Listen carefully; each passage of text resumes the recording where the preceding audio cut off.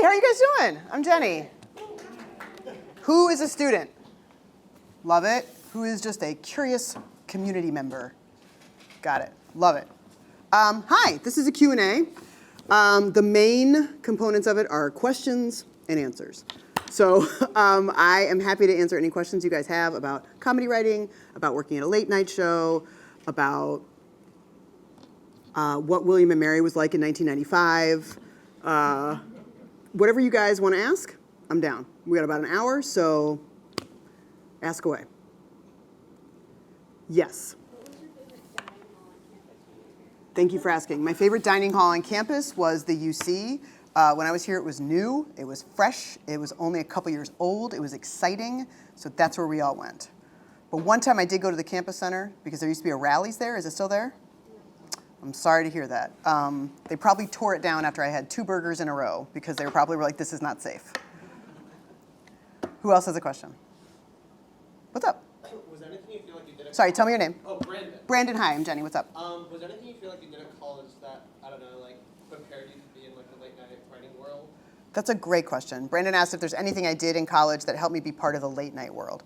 I think this is going to sound like such a silly and indirect answer. I think one of the best things that happened to me while I was here is that I changed my major, I think, 6 times. So I did not come in with a lot of direction. But I think what really helped is I think that writing any kind of comedy is so much easier when you have a bunch of different reference points, when you know a lot of things about the world. Do I know any of those things deeply? I do not. I know the exact amount you would get from taking like 2 introductory courses and then realizing it's not for you. So I took like 4 psych courses, and I took 3 semesters of Russian, and I took 2 lit classes, and 3 Spanish classes. I took Intro to International Relations. I was a theater major. I was an education major for a minute and took 3 of those classes. And so I think while that sounds insane, and my parents did not love it, what it did allow me to do was learn a little bit. Oh, economics. Shout out to macroeconomics. Almost failed it. Computer science. Also almost failed. But what I think that allowed me to do is just have a little bit of a working knowledge of a bunch of different fields. And I think then when you are writing comedy, like I think the most dangerous thing when you're writing comedy or any kind of writing is to only know about writing. It can get so meta, so fast, and so like a beam of light bouncing off 2 mirrors. Like if you don't have anything if you only know about writing, you don't have nothing to write about.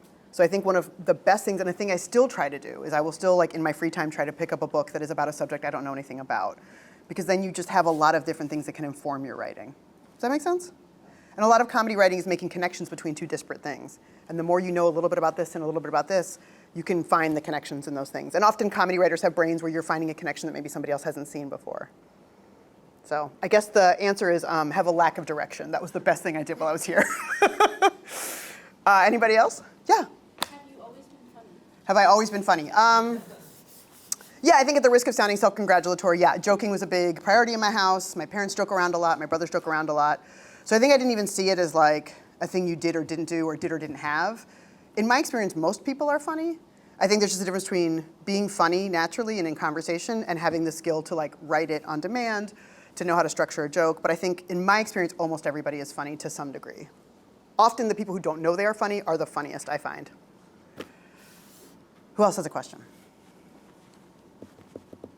Yes, the young lady in the back. How do you structure a joke? How do you structure a joke? That's a great question. How long of an answer do you want? You want a long one? All right, so at Late Night with Seth Meyers, I write a lot of monologue jokes. And like monologue jokes, we've seen them on Weekend Update. We've seen them in the opening monologues of late night writers. You see them a lot at the top of award shows, but you also see them in real life in the wild, like if someone's giving a toast, if someone's giving a business person, someone's giving a speech in a formal setting. And the most common joke structure is, I think a lot of people think it's 2 parts, right? A setup and a punchline. But really what you have is a setup, a punchline, and a transitional phrase in between the 2 that gets you from one to the other. It creates a bridge that gets you from the setup to the punchline. So in my experience, jokes have 3 parts: a setup, a transitional phrase, and a punchline. Some things that are important about monologue joke writing, or just like classic joke writing in that way. Look, I have it on my laptop, and we're just going to go through it together. You guys are about to get at least 1 credit. Here's what I'll say, all right? So a monologue joke is a setup, a punchline, and transitional phrase. The setup, here's some things that are always true about a setup for that kind of joke. A setup is true, it's not funny, it's one sentence long, and it has some piece of information that roots you into reality. So it might be like, that's like where a lot of times on Weekend Update you'll hear somebody say, according to a recent study, 1 in 5 hamsters is gay. Just saying that. That's not a real study, or is it? If you just said 1 in 5 hamsters is gay, it's just like a piece of information that's floating out there and you kind of don't know where it came from or what the source is or why we're talking about it. But if you say recent study, you're like, oh, okay, this just came out. This is new information. You might say like, Barack Obama went to Taco Bell on Tuesday. On Tuesday is rooting us in real space and time. Recently, that kind of a word. According to the New York Times, that tells us where it came from. That's a real place.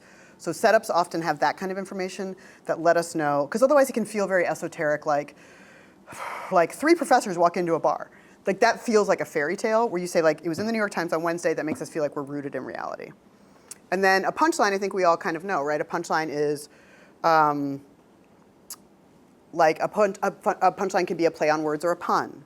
It can be a clever way to say an uncomfortable thing, right? That's one. It can be a surprise twist. Oops. It can sometimes be a visual image, right? You can sometimes walk your audience halfway to a conclusion and then let the picture say the rest. I wrote a very silly joke one time about the price of eggs was going up. And it was Easter weekend, so I think I wrote something to the effect, this is not gonna be the best joke in the world, so everybody lower your standards before I say this. But it was something like, it's the second craziest thing to rise at Easter, and then it was a picture of Jesus, right? Which is more fun than saying, it's the second craziest thing to rise on Easter after Jesus. For some reason, seeing it, like getting the audience halfway there and then letting them do the work when they see the picture and make that connection makes it, in my experience, makes a joke work better. So anyway, that's like some stuff about joke writing. But to answer your question, which I've now gotten very far away from, I think that the best way to structure a joke is to have a clean setup and a clean punchline, and then a transitional phrase that helps you get from one to the other. I think another best way to write a joke is to make sure it is as economical as possible. The fewest words it can have where it gets the job done, like that's gonna be the best. It can feel, a joke can feel clunky if it has too many words, and you have to kind of work too hard to find the joke in there. So any jokes you can trim, any words you can trim from a joke are gonna make your joke crisper and cleaner and sing more. So yeah, those are some things I think are important. Word economy, making sure that your setup and your punchline, that your setup is true, your punchline is clear, and then having a transitional phrase that bridges the two. I just word vomited joke stuff on you guys. Did we follow any of it? Did we like it? Do we have follow-up questions? Yes? This is similar, but how do you adapt the structure depending on if you're writing it for somebody to deliver it, depending on that person? That's a great question. Tell me your name. Sophie? Sophie just asked, how do you adapt a joke to be delivered from one person to another?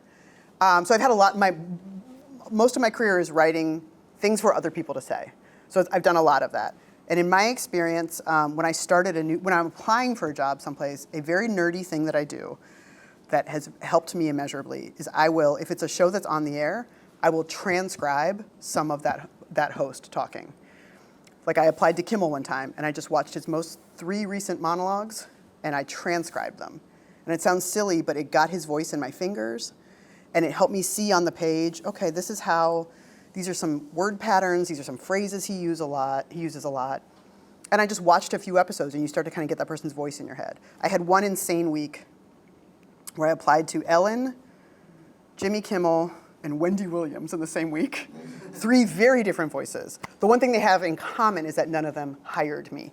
But I wrote all 3 of those in one week, and what I did while I was doing it is I made sure I listened to them a little bit before I started typing, and then I felt like I was able to kind of get their voice in my head. Does that make sense? It does. Okay.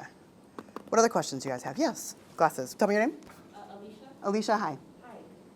So actually, I was wondering if you know the other comedy writers of late night, and if you are competitive in the sense that you might be telling jokes from the same news. Like, do you ever worry that you're going to tell the same jokes, or I guess I just wonder. That's a great question. So Alicia asked, do I know writers from other late night shows, and do we feel competitive about telling the same jokes?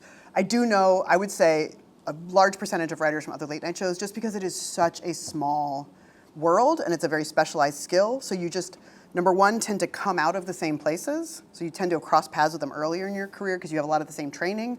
And then also you just tend to cross paths because there's so few of you who do what you do that often you make an effort to meet each other. And then I think that's especially compounded if you are one of the few queer people who writes for late night, one of the few women, one of the few people of color. So I do tend to know a lot of them. They're all lovely. And I wouldn't say competitive is the right word. Like I don't feel competitive about whether or not we're gonna tell the similar joke. I hope what I'm trying to do when I write is try to bring as much of my own point of view to it combined with what I think our host's point of view is. So I'm hoping, I feel like if I do my job well, we're telling a different joke than another show because we have our own specific voice. But also, we're all writing off the same headlines. We're all living in the same low-grade, constant nightmare. And so I think that like there's gonna be crossover. I created a segment at late night years ago, 8 years ago, and I thought it was very fun and very fresh and very original, and we did it 3 times, and after the 3rd time we did it, James Corden's show called our show and was like, hey, can you guys stop doing that? We also do that segment. So I think also just sometimes there's gonna be crossover, and that's okay. Like they weren't like, how dare you steal it? They were like, you guys came up with the same thing we did. And we're like, well, mea culpa, sorry. Did that answer your question? Yeah. Great. Who else has one? Tell me your name. Silvana? Silvana, hi. When do you think, what was the moment that you think you finally sort of broke into that industry and that sort of late night scene? This is a great question. Silvana asked, what is the moment where I broke into the industry or broke into the scene? I will say, like, there are some people who have a moment where they are like, I've made it, I've broken in. And I think my experience, and I think an experience that more people have, is that you make little bits of incremental success. Like it wasn't like I was like a pauper living under a bridge, and then the next day I was like working at late night. I had a lot of tiny little bits of incremental success, whether it meant that I got a job, whether it meant that I learned a thing that I had never learned, that I had not learned at a previous job. It might be that I had a job on a terrible TV show, but at that show I met a producer who then at his next job was like, hey, I'm staffing something, do you want to come over? So in my experience, and I think it like, I'm only saying all this because it also took a lot of weight off of me when I realized that that's how most people's careers go. Because I think we can have this idea that like, oh, I just have to get this one job and everything will be okay. And when we have that idea, then sometimes it can mean that if you apply for a job and you don't get it, you're like, I'm never gonna make it. And I think that in my experience, neither of those things has been true. There's no one job that makes the rest of your life easy or great or perfect. And there's no one job where if you lose it, that's it, you can never succeed. So I've lost more jobs than I have gotten by a mile. But I think like, I got an MFA in TV writing about 10 years after I left William & Mary. And then I moved to New York and was like, I'm gonna try to be a grown-up TV writer. So and I'm not going to tell you all of them, but just so you can see kind of like my very first job was there was a sketch show no one watched on a network no one watched. And it was called The Big Gay Sketch Show, and it was on Logo. And whoever's nodding, acting like they've watched Logo, that's a lie. You did not. Nobody did. But there was a show on, and they were staffing, and I flew to New York to interview, and they called me back, and they said, we're hiring 4 full-time writers, and then we're hiring a few writers just for 1 week at a time to come in. And we'd like to bring you in. So I got to go in and write for a show for 1 week. So I flew in, I got 1 sketch on air, and then I flew back to Chicago. But at that show, someone was staffing a late night show. An award show. And so I got a call like a month later. They're like, hey, do you want to come write for this award show? You bet I do. Also, you have never seen that award show. What was it called? Don't worry about it. The people who planned it have also forgotten. At that show, like then I moved to New York, temped for 6 months, was so broke. And then somebody who'd been on that award show called me. She's like, hey, we're starting a new show at MTV. Do you want to come work for it? This show on MTV was so bad. You guys, it was so bad. But it was on TV for 3 years. And in that 3 years, I got to learn how to sit with an editor and an edit.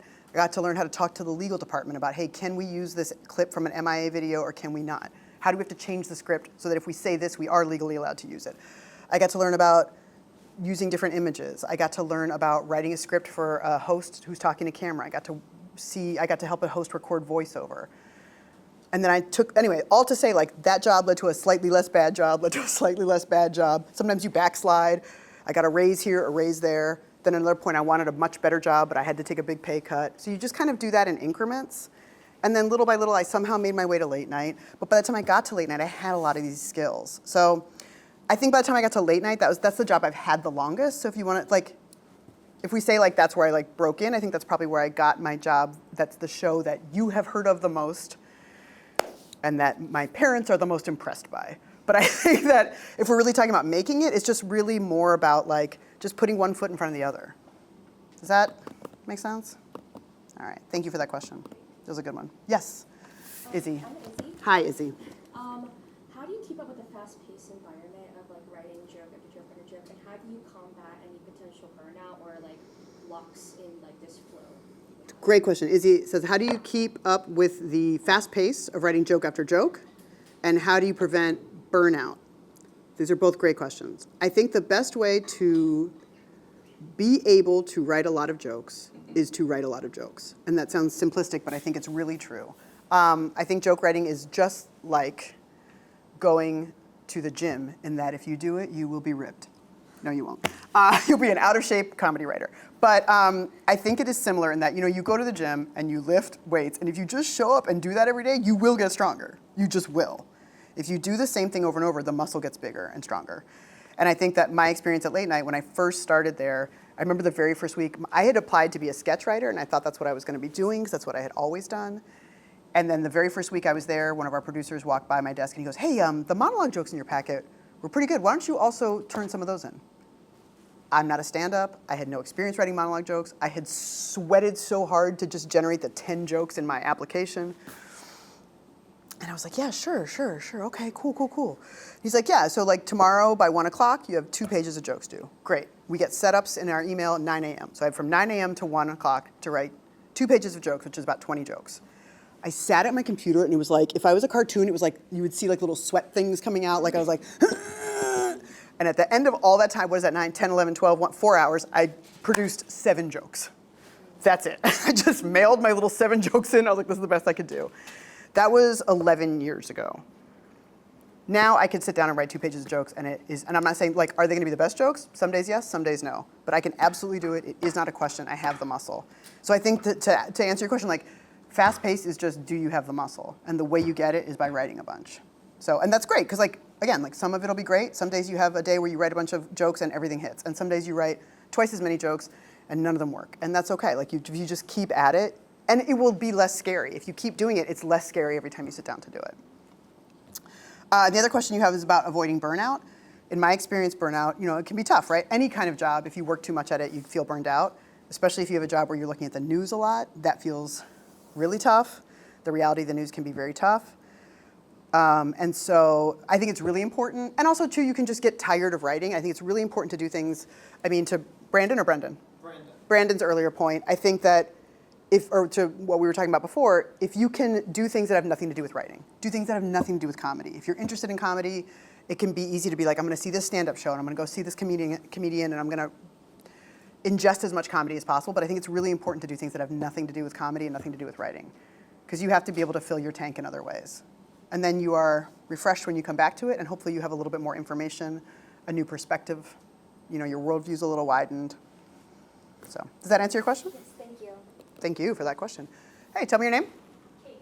Kate. I was just sort of wondering how the process was while writing jokes. Like, do you tailor it for a specific audience, or in order to have a specific impact? And how do you sort of like pick out good jokes? That's a great question. Kate, okay, so the first part of your question was do you tailor jokes? Yes. I think anytime you're writing for a TV show, you know more or less who your audience is and you know who your host is. So you are writing jokes for, like at Late Night, our audience is a little older, maybe like a little middle-aged. The references are not gonna be like I'm not gonna talk about aura farming in a late night joke. Our audience isn't gonna get it, and also maybe Seth isn't gonna get it. So I just have to know who are we talking to, and then also you wanna know who your host is, right? And so it's there are, because at one point I was writing for Late Night with Seth Meyers and the Amber Ruffin Show at the same time. Those are 2 very different hosts, right? You've got a straight white man and a queer black woman. Those are 2 very different voices. So it's also just thinking what makes sense coming out of that person's mouth? So I think those are the 2 answers to that. And then you had a second part to your question, remind me. How do you just pick out good jokes from bad jokes? Great. How do you pick out good jokes from bad jokes? So the first part of that I'll say, which you did not ask, is I think it's really important to separate the writing process from the editing process. I think when you are writing jokes, your only job, your one and only job is to write jokes. It can really get people like tripped up if while you're writing, as you're writing each one, you're like, is this good? Is this bad? I don't know if this is good or bad. I have a strong feeling that when you are writing, whether it's good or bad is none of your business. Even though you are the one writing it. That is none of your business. Your job is to get it on the page. Then the second part is to go back and read it and see what works and what doesn't. And I think different shows have different parts. We used to, before the pandemic, we would do a rehearsal, and we would just invite a bunch of tourists into the late night studio, and Seth would read like 3 times as many jokes as we needed for the opening monologue, and then the 10 that hit the best, we'd choose like that. But you can't always, sometimes you are at your laptop writing and trying to figure out what works. And I think that then that will just come down to your experience. The more you write, if you're a performer, the more you perform, you'll get a sense of what works and what doesn't. And I think too, it's also, I think part of that process is also taking a lot of the judgment or moral weight out of it. Because I like to say, for example, you'll notice I'm saying works and doesn't work instead of good or bad. I don't think good or bad is part of that conversation, right? If you sat down and written 20 jokes, you're a good writer. I'm not worried about whether it's good or not. Some jokes just don't quite click. They don't quite work. You might have a really cool core idea, but you can't quite figure out the wording to get it across in one sentence. You might have a really funny joke about like Amelia Earhart's Navigator, but you're like, nobody knows that guy's name but me. And so it's like a perfectly fine joke, but it doesn't work because people don't have the reference. So I think it's a matter of like, you'll know that over time the more comedy you do. But I think it's really important to think about, does it work or not? Also, some jokes will work in one situation and not work in another. Sometimes I would write a joke for Seth, it wouldn't work, then I'd use it on Amber's show. Because it worked over here, but it didn't work over here. So I think it's a matter of like, your comedy skills will help you figure out what works and doesn't, who you're talking to, who is saying it, all those things will help you decide. But don't throw out the ones that don't work, because maybe they work for something else down the road. Does that answer your question, Kate? Yes, thank you. Thank you. Who else has a question? Oh, sorry, you had a question. Tell me your name. Maria. Hi, Maria. So building off of your answer to Izzy's question, Yes. I was wondering what you feel is the importance of having a stand-up background to go into late night. Do you think it's important to have that kind of experience without, or is it important to have that performance background for that kind of career? Okay. Maria asked if I think it's important to have a stand-up background going into late night. Here's what I'll say. I will say that from experience, performing comedy makes you a better comedy writer because it helps you figure out very quickly what works and what doesn't. And when I say what works and what doesn't, I don't just mean like what's funny, what's not funny. I mean like you will find you'll learn about different sentence structures and be like, oh, if I put this word here, it works, but if I put it here, it doesn't. You'll learn about word economy. Oh, I wrote a version of this joke and I said it and it was so long that by the time I got to the end of it, the audience was bored or tired. And so you'll write a new version of it and you'll get on your feet and you'll say it and you'll be like, you can feel in your bones, oh, this worked better. So I think that performing comedy, whether it is improv or stand-up or sketch, I think it helps you because it helps you understand the rhythms of comedy and comedy writing. And I think you learn it so much faster and you feel it in your bones when you're the person who said it. Like when you tell a joke and it really hits, you will remember that and be like, okay, I see why that joke works. If you tell a joke and it does not hit and everything is silent, you will also remember that. And that's okay, it's all part of it. But I think it's really helpful. Now, does everybody want to perform? No. Does everybody feel a drive to do that? And that's fine. Like I certainly have worked with writers who have never been performers. But if it's something you have even a half an inclination to do, even if you're just trying it to make yourself a better writer, I think it really helps for those reasons. Yes, sir. What's your last name? Or sorry, what's your name? What did I say last name? Could I get your social security number? Thank you. Sorry, tell me your first name. Tim. Tim. Hi, Tim. Hi. How do you create and successfully pitch a recurring segment like jokes Seth can't tell? I'll say the recurring part just happened. Yeah. So in my experience, I've never been able, it's like trying to make something viral. Do you know what I mean? Like you can't really, I mean, maybe there's somebody out there who can do it on purpose. I am not that person. I think, so in terms of the recurring part, that's just a matter of trying something, seeing if it goes well. When I pitched that, Amber and I pitched that originally in a sketch meeting that we had it called a table read, where we all just bring something and we read it. And we thought it was funny for us. We were like, there's no way this man's gonna let us do this. Because we came in there with some spicy jokes. And we're like, we had an assignment, we're supposed to bring in a sketch, we did our homework, but obviously this will not live. And then we got an email like a couple of hours later that was like, hey, could you guys bring that into the next sketch meeting? We're gonna put it on air. And we were like, actually, our backs used to be to each other, our desks, and they both were swivel chairs. So I remember we got the email and we both went in our chairs. So we did it, and we're like, this is so fun. We did it, couldn't believe it. And that was like a month or two, maybe 2 months after I got hired. So I also came home and was like, holy crap, I was just on TV, that was awesome. I was like, well, that's the end of that. And then I think before I went to bed that night, someone called from the show, and they're like, hey, we want to try to do that again. Can you put together another one? So that was just a surprise and lovely. But I think in terms of like pitching a sketch, I think it's a lot of, I think pitching any idea is, first of all, just coming up with an idea you like. They can give a concise way to pitch it. Sometimes in late night we pitch by writing the whole sketch. So is that your question, or is it like how to come up with the idea or how to pitch? I think how to pitch. In some cases, and you'll know when you end up in these situations, the way you pitch is by writing a whole idea out. Sometimes it's by finding a way to summarize an idea and explain to somebody what it is. And they are going to choose whether or not they like your idea based on that explanation. So in my experience, the best way to do that is to write a summary of something that is quick and snappy, that is as concise as possible, and that has a few sample jokes.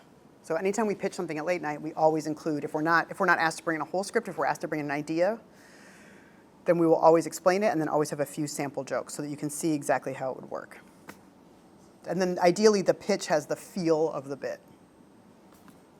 I feel like I kind of zigged and zagged there. Did I help? Did I do that? Did we do good, Tim? Did we do? Okay. If I do well enough, he'll tell me his last name. That's right. Talk to me. Tell me your name. Grayson. Grayson, hi. This goes a little deeper into this question. When it comes to sketch writing specifically, or it could go another depending on your answer, how do you keep your thoughts organized when doing it? Because a lot of the fun part is like writing the jokes. Sure. But you need a container and a way to like make it make sense that you can pitch it. That's exactly right. A lot of times something I personally struggle with is just like, I know what jokes I want to tell, I just don't know how to format it or organize it. So is there like a thought process like, I'm not allowed to do this until I do this, I'm gonna write this down, or how does it work? I mean, that's a great question. So sketches have structure. And so I think it's a matter of like thinking of a fun idea, but then just knowing sketch structure really well. I'm trying to think if there's you guys might know better than me, if there's currently a book that explains sketch structure really well. If there's not, there's a couple of you who are like, I don't know. So I don't know if there is. But there are a lot of places that teach it, right? There are a lot of comedy theaters that teach sketch writing. And I think that it is really important to know the structure of a sketch so that then within that structure, you know, okay, I need to get the exposition out. I need a couple lines to get us the setup so then we all see what the game is, right? You're nodding, you know what you have to do. You're just asking me, can I put in my extra jokes? I'm not gonna give you permission to put in jokes that don't fit, Grayson. But you wanna start with a joke that it kind of people can get on board with. You wanna heighten it. You wanna go as far and silly as you can. And then once you do that, you probably want one more move, like a twist on it, and then you want a button. So that's kind of how it goes. But what I'll try to do is if I have an idea and something I think is funny and I have a lot of joke ideas for it, I'll write those down all loosely in a list. And I'll keep those all near me. And then I will start writing the sketch. And as I'm going, when I get to the part with the jokes, I'll look and see, okay, well, this joke, I've brainstormed a bunch of loose jokes. This one is you know what I mean by like, how do I put it? Like, this is a good first joke. It's simple, it's introducing the concept, but like when you heighten, it's like when you and your friends are drinking after you've turned 21, and you are, right, and someone says something, and then someone tops it, and then someone tops it, and someone tops it. You can't go from A to F, right? So you look at all the jokes you came up with, and you're like, okay, this is a good first joke, then this one's a little sillier, this one's a little sillier, this one takes a left turn. Which ones you can rip off of each other? That's exactly right. It's exactly right. So I think what I do is if I feel like a bunch of jokes are coming before I've had a chance to structure the sketch, I'll just barf them all out, so I've got them. And then it's almost like you've got a bunch of ingredients here, and you start putting them into the sketch form. Does that make sense? Yes. Yeah. Yes, hi. Hi, I'm Blue. Hi, Blue. A plug and a joke. One, hi, I'm Blue. I'm the artistic director for Coalition Theater. Fantastic. This comedy theater with classes. Excellent. Do you guys teach sketch writing classes? We do. Fantastic. We'd love to hear it. Do you teach improv classes? Improv, stand-up, and sketch. Improv, stand-up, and sketch. And what else? And musical improv. And musical improv. If anybody here is interested in those things, check out Blues Theater. Cool. What is your question? I find the most challenging thing is to actually find the opportunity to submit. What are some of the strategies you use to get those opportunities? So Blue's question is, how do you find out the opportunity to submit to a show? And this is a great question, and I'm sorry, I'm not going to have an easy answer to this. I feel like this is one of the most elusive things it's like when like scientists or ornithologists know about a bird, but there's only like 3 of them, and they don't know, they've only seen them a couple times. Like you're trying to catch one. Finding out when a late night show is hiring is really tough to do. I moved to New York right after grad school, and I think I spent like 6 or 7 years applying to late night shows, and I didn't have an agent. So I would just, for me at the time, the way to find out was to be part of a comedy community and just to be around as many other comedians as possible. And information would just filter into the community, and somebody would be like, hey, I heard this show's hiring. We'd all be like, okay. We'd write a packet, and we'd figure out how to submit it. Sometimes you would know a place was submitting, but you wouldn't know how to submit. And then somebody else would be like, oh, I heard you sent it to this email. Great. So I think it was just being in a comedy community and finding out from having your ear to the ground. I know that's not a very specific answer. It doesn't have a lot of steps. You want it to be like you take the LSATs and then you become a lawyer. Like you want that, and that's what I want for you. But I think it's just a matter of, and the more friends you have, the more comedians you know, the more friends you have in the comedy community, you'll all kind of rise together and you'll all help each other out. So most of my jobs, I'll be honest, all of my jobs have come from people that I've known. Not in a gross nepotism way, but just in like someone being like, hey, they're hiring at my show. Do you want to give me a packet and I'll pass it along? Or now I'm old enough that I have friends who are like, hey, I'm starting a show. We're taking submissions. Do you want to start? Do you want to submit? Because we've been doing comedy together on and off for 20 years. So I think the answer is to find as much community as you can and then help each other as you all rise together. I'm sorry, you wanted to hear that there's a website called comedysubmissions.com, and I'm sorry, I cannot tell you that. It's hard because, like, as the artistic director of a regional comedy theater, like, those opportunities don't make it to Richmond, right? Well, that's part of it, and I'm going to say that, like, you got to go where the job is. Like, if you want to make baguettes, you should probably go to France. Like, that's just part of it. Like, I think it's just like, and not to say there can't be great baguettes everywhere, but I think that, like, if you are very serious about wanting to write for TV, at some point you're going to have to make your way to LA or New York.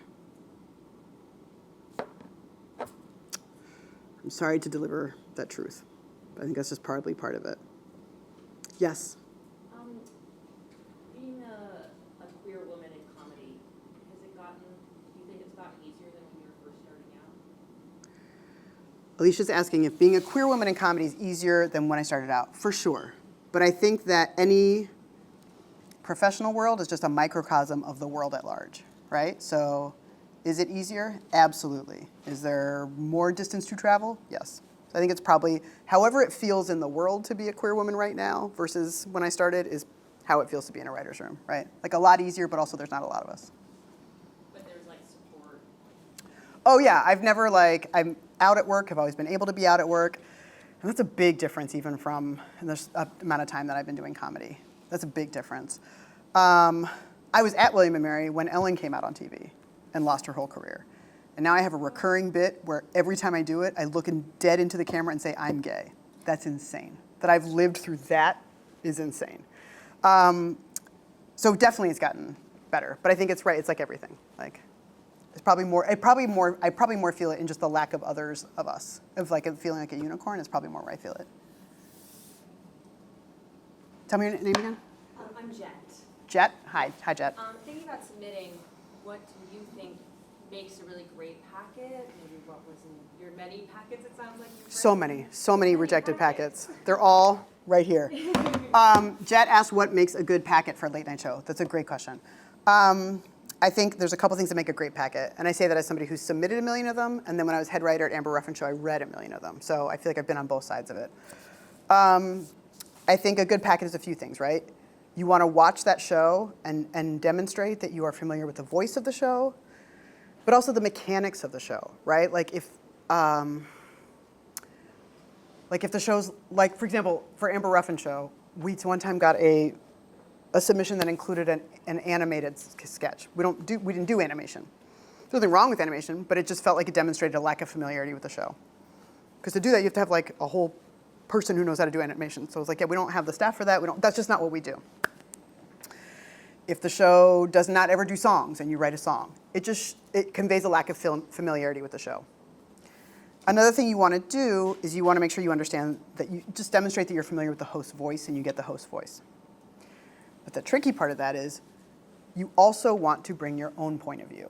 And I think an ideal packet has material that's in the host voice, but also like it finds a real sweet spot between your point of view and the host point of view, right? Between your voice and the host voice.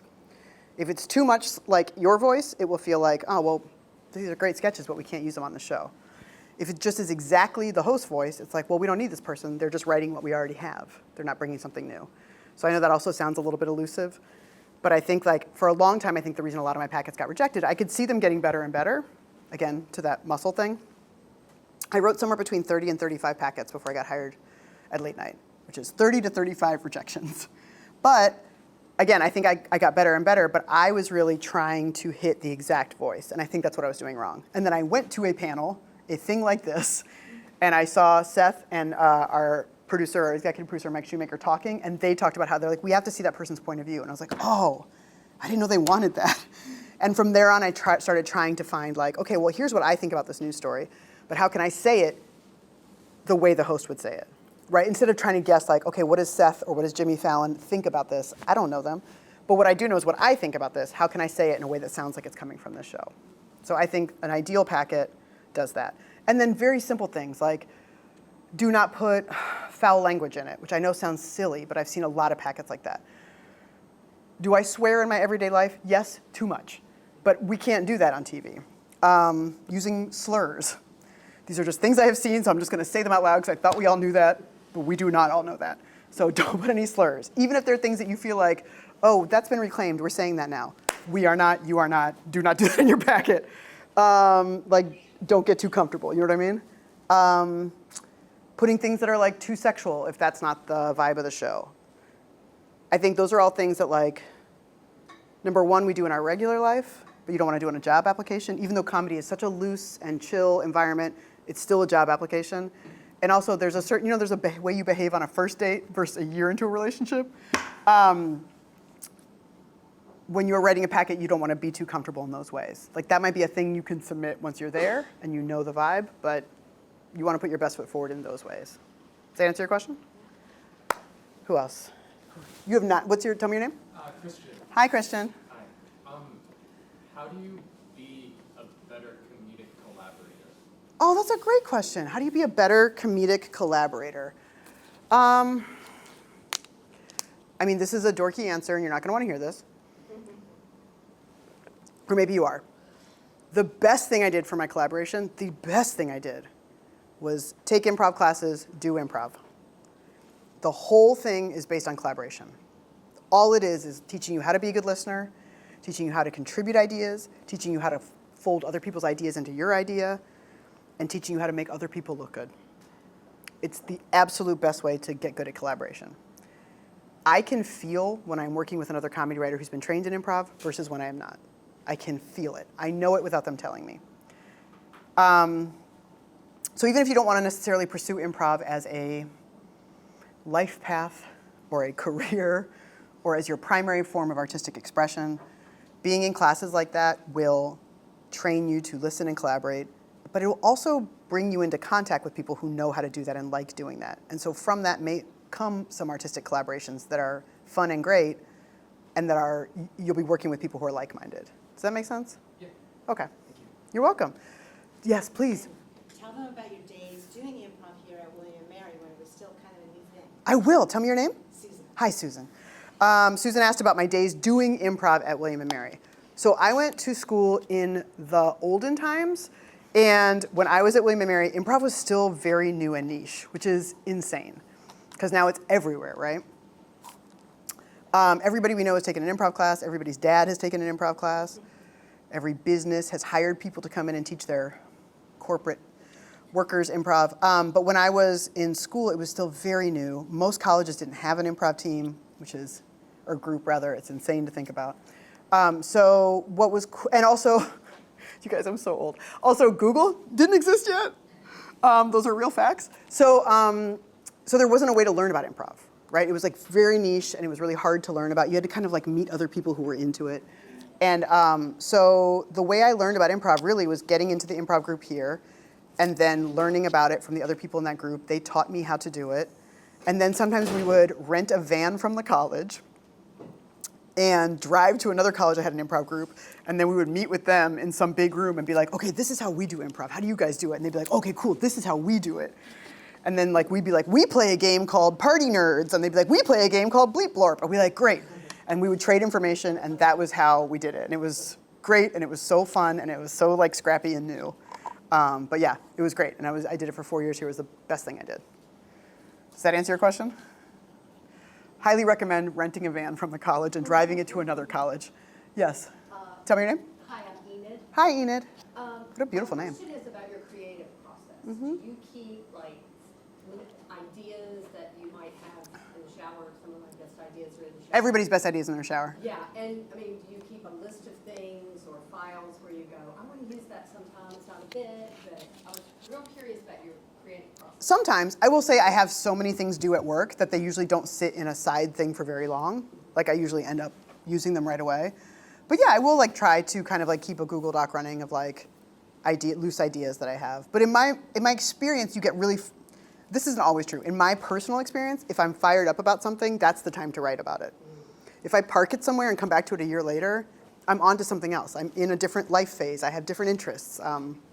So I tend to try to follow a thing if I'm passionate about it in that moment, or as soon as I get a free moment to write. That's a great question, though. Yes, remind me your name. I'm sorry. Kate. Hello, Kate.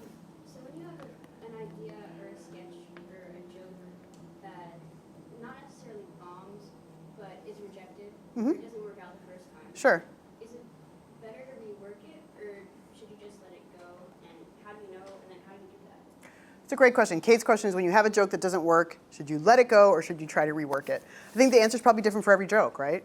If it's almost there and you think you can see the way to rework it, try it again. But I also think it's important to not get too hung up in trying to rework things.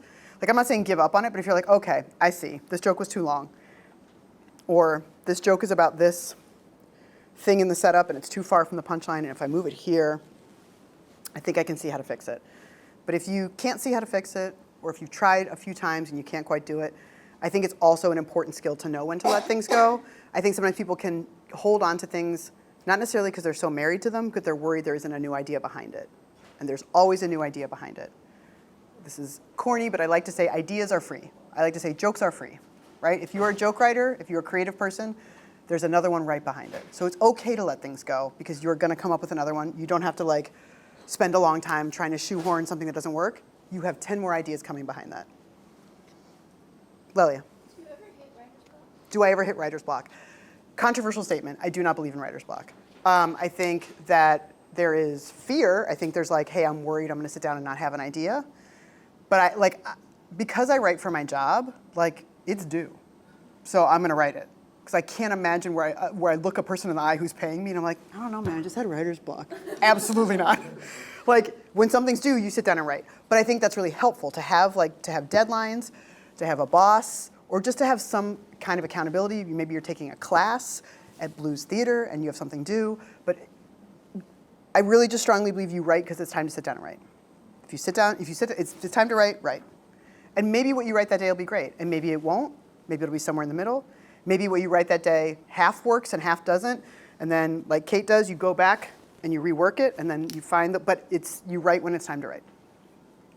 That's what I think. Grayson.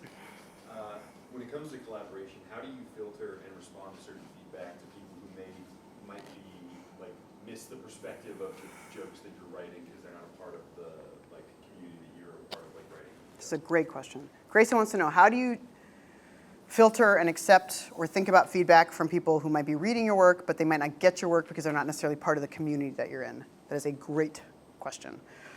Some of that is going to be trusting your gut and knowing like, hey man, they just don't get it. But I think the best thing you can do for yourself is just try to get around people who understand your perspective. I know it's like easier said than done sometimes, depending where you are, who you are. But I think if you can get around people who do understand where you're coming from and you're writing with people who are like-minded, that can be helpful. But it's also helpful information if you are writing for let's say you're writing for a wider audience. It's also helpful information to know, okay, this person didn't get that. So if you're writing for your community, then we don't care about that person's input. If you are writing, like I write a lot of lesbian jokes for late night. Late night is for the whole world. It's for Americans who are middle-aged. but it's not just for lesbians. And so I sometimes have to accept that, like, I'll write a joke, and sometimes Seth will be like, yeah, I didn't get it. And I'm like, and that's okay, that doesn't make it less true. Like, lesbians love cats, whether someone else tells me they do or not. But if you don't know that, then you're not gonna get the joke, you're not gonna have a good time, and that's what we're all here to do. So I think it's also just important to know, like, who are you writing for? And then if they don't get it, is that important information or not? That can be a piece of information you get that isn't a verdict on whether or not your joke is good. Whether or not somebody else outside your community doesn't get it can just be a piece of information you have. And that doesn't mean your joke is bad. It just is a piece of information that we have. Yes. This is maybe a silly question. Maria? Yes. Great, Maria. But I know that we're living in a time where it kind of sometimes feels like the jokes are writing themselves with the headlines. But I'm sure it's also difficult to be funny in this kind of political climate. So I was wondering what political administrations were easiest to write during and which was the hardest in terms of like news-based. That's great. Maria's question is, what is the political administration that was the easiest to write in, what's the hardest? I don't know what the easiest was. But I think the hardest is the Trump administration for sure, for two reasons. I think there's this idea that the Trump administration is easy to write about because it's so silly. I think it's actually very hard to write about because a lot of comedy comes from heightening, right? You take a thing that's true and you make it more ridiculous. But there is nothing more ridiculous than the Trump administration. And I don't even mean that as a joke or a dig. I just like, where do you take some of his stuff? His stuff is so insane, the things he does and says. He's doing the joke version that I would write of a more normal guy. So I find it very hard to write because I don't know what the next thing is sometimes. And then another reason why I think it's hard is because I think comedy writers are human beings living in the same moment that everybody's living in. And sometimes the news is such that you get up and you read it and you're like, oh, I'm having a bad time. Like, you're having a bad time, I'm having a bad time. There are some weeks where we're all having a bad time. Oh, we went to war with who? I'm having a bad time. And so it's hard also to just write from when you're having a bad time. But also that can be the place that you write from, right? You can write about, hey, this feels like crap. But I think that I find that to be the hardest administration. I think any other administration is easy because I think, for example, for example, Joe Biden was not like the spiciest guy, right? Sometimes days, weeks went by, didn't think about him. But that means that then you get to dig into other stories, right? I think with Trump, the headlines are so big and you have like one main story that no one can look away from. And I think when a president is less controversial, you can look into like other smaller stories that sometimes get missed in a state of emergency. Does that make sense? Great. Tell me your name. Eric. Hi, Eric. Hi. So this is kind of related to that. When you're writing for a show that a lot of the material comes from responding to real world events, do you just in your day-to-day life sort of have to be like a sponge for absorbing different headlines or things you might want to talk about? Is there a research team that you all collaborate with, like day-to-day, or legal team? Or I guess I'm just curious about the process of writing about real world events. Sure. That's a great question. Eric wants to know, how do I get the information and keep up with the news? Do we have a research team? I mean, the main answer is like we just read the news the way anybody does. We probably stay on top of it maybe a little more. I certainly stay on top of it more during weeks when I'm working. Every once in a while we have a week that we call a dark week where we run reruns, and so we don't work during those weeks. And you better believe I take a delicious break from the news during those weeks. But as Monday starts to roll around and starts to get closer to Monday, I'm like, better catch up. But yeah, we just are responsible for keeping on top of the news ourselves. But when it comes to monologue jokes there's so much research involved in them that you wouldn't be able to get into the news on that level of detail and also write punchlines. So for monologue jokes, we get twice a day a Word document that has setups. So remember I talked about how monologue jokes are two sentences, the one that's true and then the joke, the punchline. We get a Word document that is full of setups and is just exactly what it sounds like, the first half of a joke. The Los Angeles Dodgers won the World Series last night. President Trump visited Belize. Whatever it is. According to a new study, 7 out of 10 cats are not nice. Whatever it is. Today is National Sandwich Day, but you'll just get like a whole packet of them, and then you'll just write jokes off of that. Thank you. That helpful? Okay. Yes. So I do. Wondering the difference for you as a writer between writing those really quippy, really fast-paced monologue jokes versus maybe writing longer form comedic essays. Oh, that's a great question. I'm sorry, tell me your first name again. I know Jet, that's right. Jet asked, what's the difference between writing monologue jokes and then writing a book? Because I have a book coming out on June 2nd, and I gave Jet $20 to mention it. Yeah, I think that every form of writing gives you something different, right? And what I like about being able to explore different forms of writing is they all allow you to explore things in different ways. So sometimes I'll have a thought, and that thought is a monologue joke. Like it's one tiny little succinct thought, and it can come out in a joke, and that's as much as that thought needs. And then sometimes there's something I want to explore a little farther, and that's a sketch. One of the reasons I went to grad school is I spent 5 years writing sketches at Second City, and I got to a point where after 5 years of sketches, I was like, I don't know, man. Sometimes I have a thought that's a little fatter than a sketch. It's a little more complex. There's more nuance. There's more I want to say or explore. So I learned how to write screenplays and pilots, and that was a very fun way to do that. But that's all dialogue. And so it was cool to then sit down and try to write essays, because dialogue has to be so concise and so crisp, and especially comedic dialogue, that you need jokes. And so it was kind of lovely to be able to sit down and be like, oh, what happens if this feels more like the way conversation happens? Where for a while it's heavy, and then we punctuate it with a joke. For a while it's joke, joke, joke, and then we bring it down and are serious. And so I think I just liked being able to do that. I think anytime I switch to a new form of writing, it feels nice because it feels like, oh, here's a thing I couldn't explore over here because it didn't fit. So a very corny thing saying that I made up in grad school is content over form. Because sometimes people will be like, well, I'm going to sit down and write a screenplay. And I think I'm a bigger fan of thinking like, oh, I want to write about this. What's the best form for it? So, I'm sorry, Tim, you had a question. Yes. How does your everyday life outside of your job inform your writing? How does my everyday life outside of my job inform my writing? I mean, I think this happens to be a form of writing where you bring a lot of yourself to it. Even if though you're writing for someone else's voice, you bring a lot of your worldview to it. So I think probably the number one way it informs my writing is that like headlines hit you a certain way based on who you are and how you walk through the world, right? So not to brag, but some things about me are I'm a woman, right? I'm Puerto Rican, I'm gay, I'm a parent. So those things are going to make certain news stories hit me a certain way, whether it's because they feel more personal to me, or whether it's because from those experiences I maybe have more knowledge. You better believe I brought in 17 different pitches about Bad Bunny because I had a lot to say about it, because I had known about him for a long time, and I have opinions about Puerto Rico and colonization and blah, blah, blah. And those are just things that are important to me and that I have a lot to say about. So, those are headlines that really stuck out to me. Other people might care more about other aspects of the news. So I think it informs both the headlines that you gravitate towards and how much nuance you have to bring to the subject. Like, I can write something about let's say it's like the Wimbledon. I don't know anything about tennis. I don't follow tennis. I could write something about it. It's not going to hit the same way or feel the same way as someone who follows tennis, loves tennis, played tennis in college. Like, they're going to have a lot to say about it. I can Google that subject and learn about it, but ultimately my pitch might feel more like math than feelings. Does that make sense? So I think that's probably how. But that's the great thing about having, I think sometimes people will talk about diverse writers' room like it's a moral obligation. It's only a gift to comedy. If you have 10 people in a room who all come from different walks of life, you are going to get 10 wildly different ideas, and that is so great and cool and rich and interesting.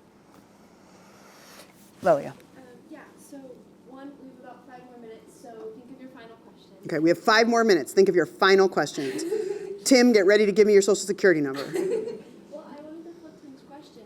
How do you think your writing affects your everyday life? Do you find yourself like making punchlines in your head and having to stop yourself from saying the thoughts and stuff? Got it. Lilia asked, how does my writing affect my everyday life? Do I find myself thinking of punchlines in my head? I'm so sorry to report, yes, I do. I'm probably insufferable. I mean, it's also a matter of knowing which ones to keep to yourself and which ones to say out loud. A very weird way that affects my life is that I madly proofread text messages. Like, I'm thinking I'm the only person who's out here texting with full punctuation, capitalization, no typos. There's been no greater development in my life than the edit feature on iPhone on text. You hit send and you see a typo, I'm like, oh, God damn it. So I think it just probably makes me more conscious and more interested in more interested in the details of writing than maybe like a normal person would be. And I care more, like if I write a birthday card, there's a first draft. I just care, it probably just filters in that way, that I'm more careful with writing, whereas some people can see writing as casual. I probably have lost the ability to do that. You guys are real fun. Who else? Christian. Yes. Thank you. So I feel like a lot of the, traditional avenues of comedy, like late night, the, network sitcom, they aren't as prevalent as they once were. They aren't like, there aren't as many of them as there once were.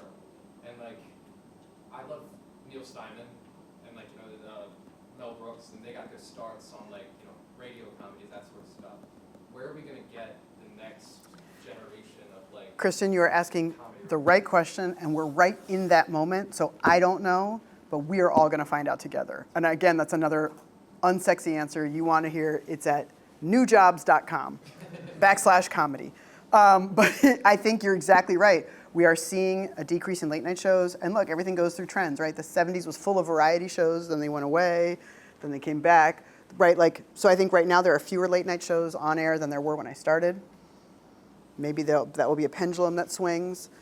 Maybe when they come back, they'll have a different format than we're used to. I don't know. Like, maybe it'll be things like, more casual things like Chicken Shop Date and Subway Takes. I don't know. But I think what's cool is, it's probably gonna come, not probably, it is definitely gonna come from somebody your age and not my age.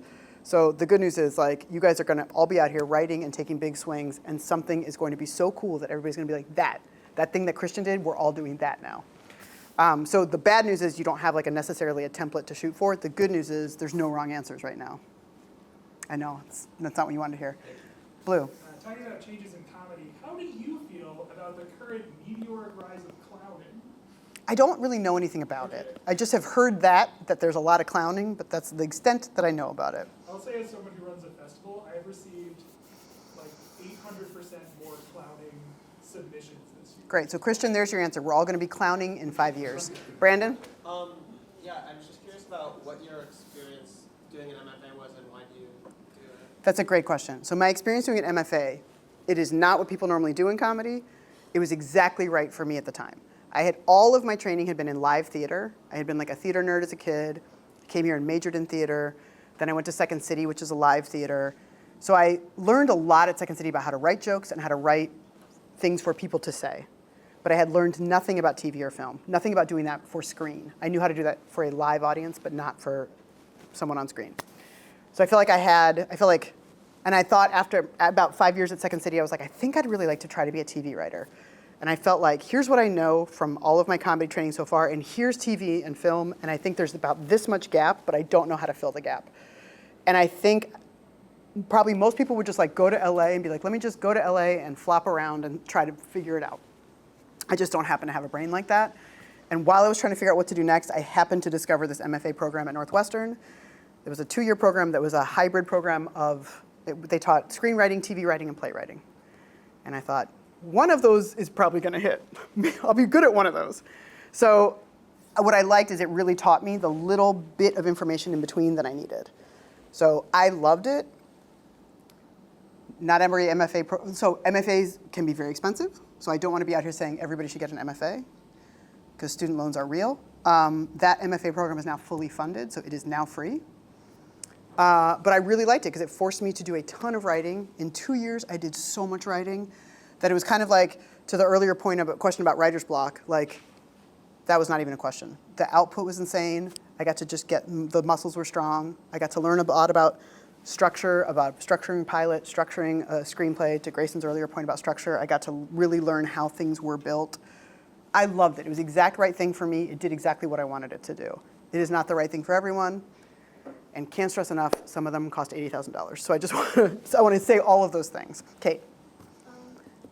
This might be a bit specific, but I mean, you said earlier that no one would see the Big Gay Sketch Show, but I've seen a couple clips. How have you seen the Big Gay Sketch Show? YouTube. I can't believe it hasn't been taken down. Niche compilations. So what was your experience like writing for the Big Gay Sketch Show? It was 5 days long. Kate wanted to know my experience writing for Big Gay Sketch Show. It was lovely. There were like 4 gay male writers. They were very nice to me. But I was mostly just nervous because it was my first TV job. So I walked in, absolutely wore the wrong outfit. Walked in probably in like a suit or something. And it was like everybody else was wearing like jeans and Converse sneakers. But no, I just came in, pitched some sketches, and just did my best to like both pitch ideas that were original. And then sometimes we would sit in a room and the head writer would be like, okay, this sketch is mostly working, but we don't have a good out. You know what I mean by an out? The very last joke, how you get out of the sketch. Some people call it the button or the blow. They'd be like, and so I remember one time he's like, all right, this sketch, we like it, but we don't know how to get out of it. The out's not working. So we all just kind of pitched ideas. So it was a lot of that. It was either sitting at a computer trying to come up with something or being in a room and kind of collaborating and trying to help punch up people's stuff. Which sketch did I write? I wrote a sketch where a gay male couple was checking into a hotel. And Kate McKinnon was the receptionist, and she didn't want to acknowledge that they were husbands. So the whole sketch, and also this is such a like 2007 sketch, because that was like people were still so uncomfortable. So basically it was like this guy checking in and him being like, great, so this is me and my husband. And she's like, great, you and your business partner. And he's like, no, me and my husband. And she's like, you and your colleague, you and your peer, you and your magician's assistant. Like it was just that. It was just her refusing to say it. Izzy. One more question. One more question. Has to be good, no pressure. Nobody has a question. We've done everything. Yes. Okay. Eric. I don't know if this Eric's is going to close us out.